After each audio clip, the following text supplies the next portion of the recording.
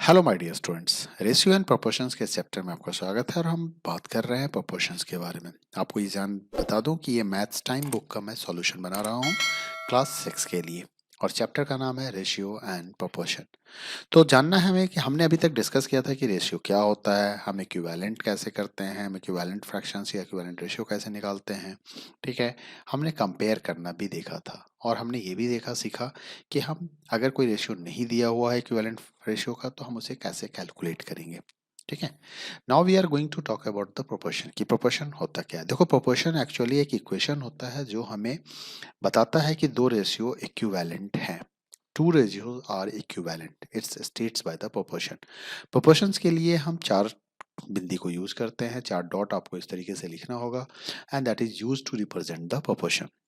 जब दो ratio equal होंगे तो their terms are said to be to form a proportion. जो उसके टर्म्स होते हैं कहा जाता है कि वो प्रोपोर्शंस बना रहे हैं।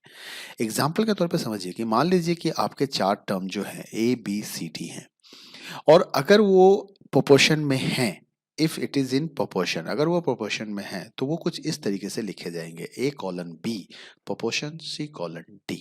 ठीक है, A ratio B proportion C ratio D. Okay, तो इस फॉर्म में ये लिखे जाएंगे। यहाँ पे कहता है कि जो first term and fourth terms, अब कैसे आप पता करोगे यहाँ पे कि रेशियो प्रोपोर्शन है या नहीं है, तो इसके लिए इक्वेशन होता है कि अगर a multiply D is equal to B multiply C आ जाए तो समझना कि वो रेशियो प्रोपोर्शन में है। ठीक है, तो प्रोपोर्शन कैसे होता है, कहते हैं कि product of extreme is equal to product of means. अब यहाँ पे आपको जानना है कि एक्सट्रीम किसको कहते हैं और मीन्स किसको कहते हैं। देखिए, a इज टू बी अगर लिखा हुआ है मान लीजिए और यहाँ पे लिखा हुआ है c इज टू डी, और आपको चेक करना है कि कौन एक्सट्रीम है और कौन मिडिल है या मीन्स है। तो यहाँ पे b एंड c जो है, बी एंड सी को हम मीन्स कहते हैं या हम इसे मिडिल कह सकते हैं, लेकिन ए और डी को हम यहाँ पे एक्सट्रीम कहेंगे।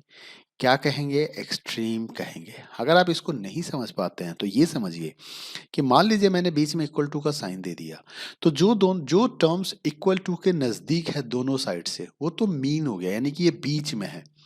ये कहाँ पे है? ये बीच में है। इसके इधर भी एक सिक्योरिटी गार्ड है, इसके इधर भी सिक्योरिटी गार्ड है। ठीक है, और जिसके दोनों तरफ कोई सिक्योरिटी गार्ड नहीं है, जिसके लेफ्ट में कोई नहीं है, जिसके राइट में कोई नहीं है, तो वो क्या हो जाएगा? वो हमारा एक्सट्रीम हो जाएगा। आई बात समझ मेरे?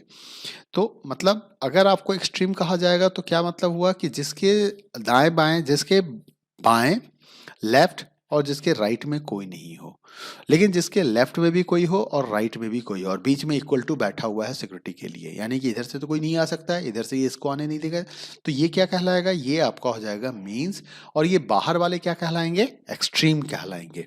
तो product of means is equal to the product of extreme अगर है, means A multiply D, A को हमने डी से मल्टीप्लाई किया, बी को हमने सी से मल्टीप्लाई किया, और ये अगर इक्वल टू आ जाएगा तो इसका मतलब है कि हमारा जो रेशियो है वो प्रोपोर्शंस में है। अच्छा, एक चीज़ और ध्यान रखिएगा, अगर आपको याद होगा कि अगर फ्रैक्शंस इक्विवेलेंट पता करना हो, मान लो मुझे ये पता करना हो कि ये फ्रैक्शन इक्विवेलेंट हैं या नहीं है, तो याद करो कि इसके लिए भी हम ये करते हैं कि a upon B is equal to C upon D अगर दिया हुआ है और हमें चेक करना है कि ये दोनों इक्वल हैं या नहीं है, तो हम यहाँ पे क्या करते थे? हम लोग यहाँ पे क्रॉस मल्टीप्लिकेशन करते थे।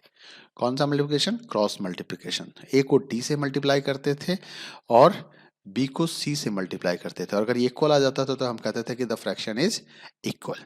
फ्रैक्शन जो है वो इक्वल है। तो फ्रैक्शन और रेशियो लगभग एक जैसा ही चीज है, रिप्रेजेंट करने का तरीका है। ठीक है, तो now you got it. Therefore numbers are in proportion, a product of their extreme is equal to the product of their means. तो इसको समझना है। Now we are going to talk about the exercise, और exercise में सबसे पहले हम क्या देखेंगे? सबसे पहले हम देखेंगे रैपिड चेक 3 को। ठीक है, रैपिड चेक 1 और 2 हमने देख लिया है और अब हम बात करेंगे रैपिड चेक 3 के बारे में।